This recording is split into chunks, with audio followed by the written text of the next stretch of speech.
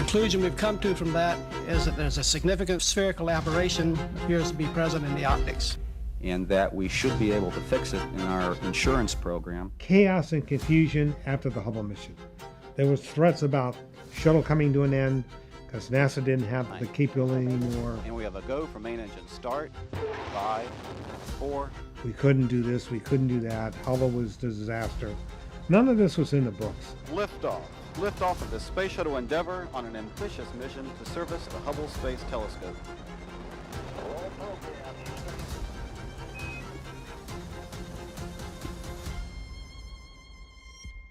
My boss on Orbiting Astronomical Observatory, he said, look, I'm going to form a team to design a new telescope. We don't even know what we're going to call it, just a large telescope. And I want you on that team, and I want you to go work the mechanical system and figure out how we can take advantage of the new Space Shuttle program to see how we could launch it and maybe, if necessary, repair it and upgrade it. And we built a full-scale mock-up over about a 4-year period from 70 to 74. And we came up with what was called a modular concept. We designed the instruments and stuff, the complicated parts of the spacecraft to be modular so interfaces could be simple, and the modules could slide in and out and be picked up by the same standard interfaces. In 75, they picked a winner, and the winner was Marshall Space Flight Center and Lockheed. And so we were essentially out of the business, other than to consult with them with regards to future servicing of Hubble. We were responsible for the instrument development, which by that time we decided they were going to be differently modular instruments. So modularity started to creep in the thing. And then the third aspect is we were responsible after launch for flight operations of Hubble. Right after the launch, and they discovered we had this aberration, then I got approached by people at headquarters saying, hey, would you be interested in doing a servicing mission on Hubble? And I said, yeah, we've been practicing. We were ready for that. We had to figure out what had caused the optical problem. And at that time, there wasn't a sure answer. What's caused the spherical aberration and how bad is it? What are the optical constants that would allow us to correct? So for 6 months, from August on, we focused on the problem, that one problem. We indeed are a privileged crew to be able to fly on this mission. We have had some of the most intensive and extensive training that I have ever experienced in preparation for a space flight.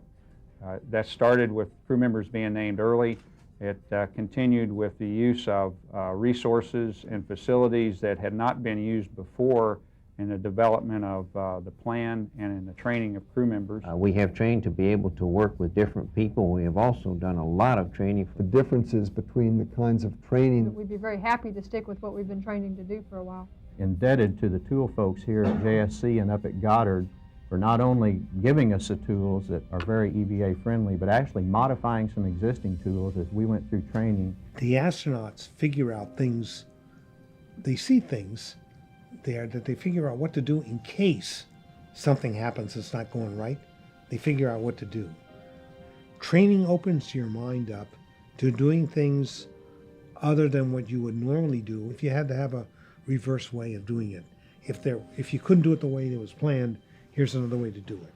There's always this part about training and testing and so on that allows you to find the other alternatives. These missions didn't go perfectly. Day one, boom, boom, boom, boom, boom. No. Almost every day was a horrendous fear challenge. We didn't plan for failure per se. We planned for what if this didn't work, what if that didn't work, what would be the backgrounds to augmenting that failure or leaving that failure alone and just going past it.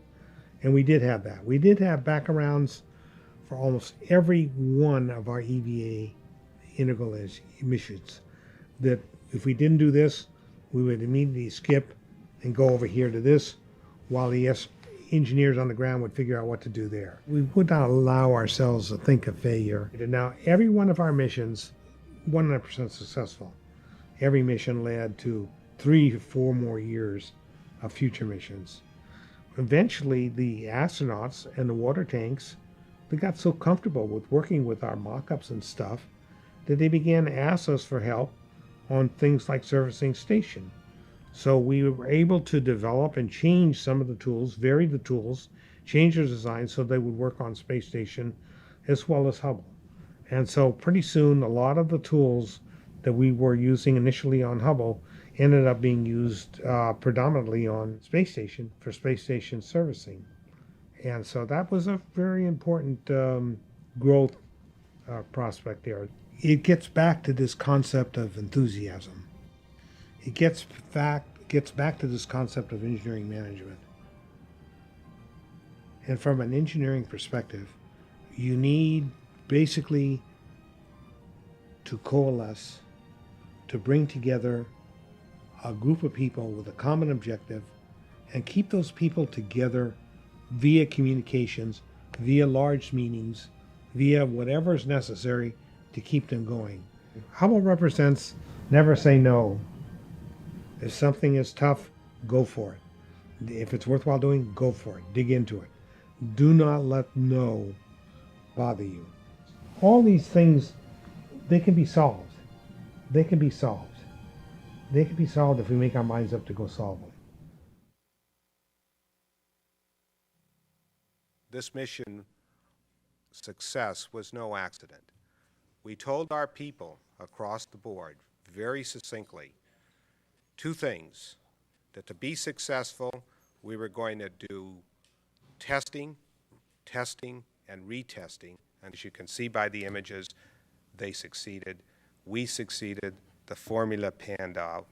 It's a formula which took 30 years to develop here at Goddard. We've evolved from that point to get even to a better technology today, and I think we move on from here into the future.